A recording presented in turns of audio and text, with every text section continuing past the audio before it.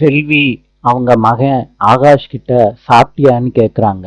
ஆகாஷ் எனக்கு எதுவும் வேண்டான்னு சொல்றாங்க. இதை கேட்டுட்டு செல்வி அமைதியாவே இருக்காங்க. ஆகாஷ் என்னாச்சுமா, ஏன் அமைதியா இருக்கன்னு கேக்குறாரு. செல்வி சொல்றாங்க, இனிமேட்டு இனியா பாப்பா கிட்ட நீ பேசாத ஆகாஷ். ஆகாஷ் சொல்றாங்க, அம்மா என் கவனம் ஃபுல்லா இப்ப படிப்புல தாம்மா இருக்கு.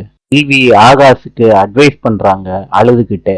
ஆகாஷும் இதை கேட்ட உடனே அழுகுறாரு. பாக்யலட்சுமி தூங்குறப்ப சுதாகர் பேசினதையே யோசிச்சுக்கிட்டு இருக்காங்க தூங்காம. இனியாவும் தூங்காம பாக்யலட்சுமியே பார்த்துக்கிட்டு இருக்காங்க.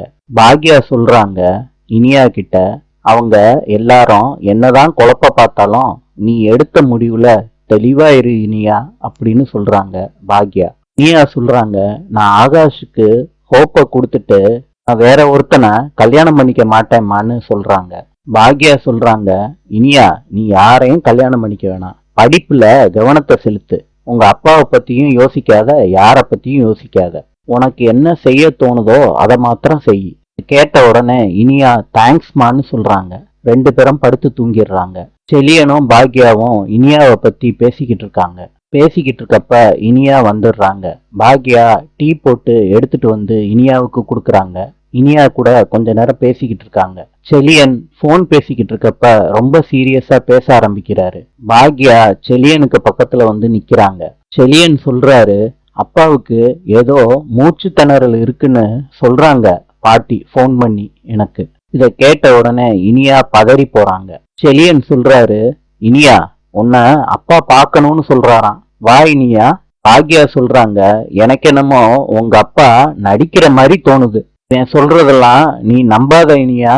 ஏன் உங்க அப்பா நினைச்சத சாதிக்கணும்னு பாக்குறாரு, அதுக்காண்டி எந்த எல்லைக்கு வேணாலும் போவாரு இனியா. கண்டிப்பா இனியாவ சம்மதிக்க வைக்கிறதுக்காண்டி தான் இந்த மாதிரி பொய்யெல்லாம் உங்க அப்பா சொல்றாரு இனியா. செலியன் சொல்றாரு, அம்மா இதெல்லாம் கேட்டுட்டு என்னால சும்மா இருக்க முடியாதுமா, நான் அப்பாவை பார்க்க போவேம்மா. இனியா உனக்கு அப்பா மேல பாசம் இருந்துச்சுன்னா என் கூட வா, அவ்வளவுதான் நான் சொல்லிட்டேன், நான் கிளம்பி போய்கிட்டே இருப்பேன். இனியாவும் அம்மா கிட்ட சொல்லிட்டு கிளம்பிடுறாங்க செலியன் கூட. கோபி பெட்ல படுத்துக்கிட்டு இருக்காரு. ஈஸ்வரி கோபிக்கு ஆறுதல் சொல்லிக்கிட்டு இருக்காங்க ஆஸ்பத்திரியில.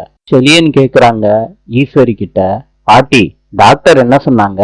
அதுக்கு ஈஸ்வரி சொல்றாங்க, பைபாஸ் சர்ஜரி செஞ்ச உடம்பு எதுக்கு இவ்வளவு ஸ்ட்ரெஸ்ஸா கொடுக்குறீங்கன்னு டாக்டர் என்னைய திட்டிட்டு போறாரா, வீட்டுல நடக்கிற கதையெல்லாம் நான் எப்படிப்பா சொல்றது அவர்கிட்ட.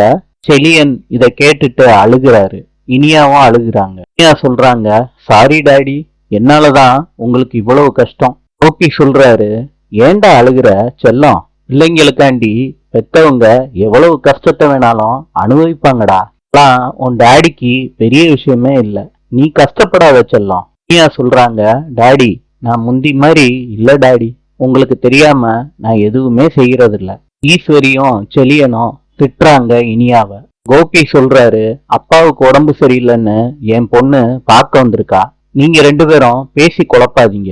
கோபி சொல்றாரு, இனியா உன் டாடி என்னைக்குமே பயந்ததே இல்லம்மா, இப்ப டாடிக்கு ரொம்ப பயமா இருக்குமா, என் உயிரா இருக்கிற என் பொண்ணுக்கு நல்ல வாழ்க்கை அமைச்சு கொடுக்கணும்னு ஆசைப்படுறேன், இதுக்காண்டி முயற்சியும் பண்ணிக்கிட்டு இருக்கேன், நான் நினைக்கிற மாதிரி எதுவுமே நடக்க மாட்டேதுரா டாடிக்கு, நான் பண்றது சரின்னு எனக்கு நல்லா புரியுதுமா, ஆனா என் பொண்ணு உனக்கு என்னால புரிய வைக்கவே முடியலையேம்மா.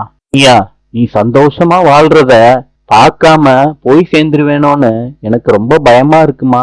ஈஸ்வரி சொல்றாங்க, அப்படிலாம் பேசாதரா, அம்மானால தாங்கிக்கவே முடியாதுரா. இப்ப நர்ஸு வந்துடுறாங்க. எல்லாரும் எந்திரிச்சு போயிடுறாங்க. இனியா கிட்ட கோபி சொல்றாரு, உனக்கு இஷ்டமானத பண்ணுமா, சந்திப்போம்.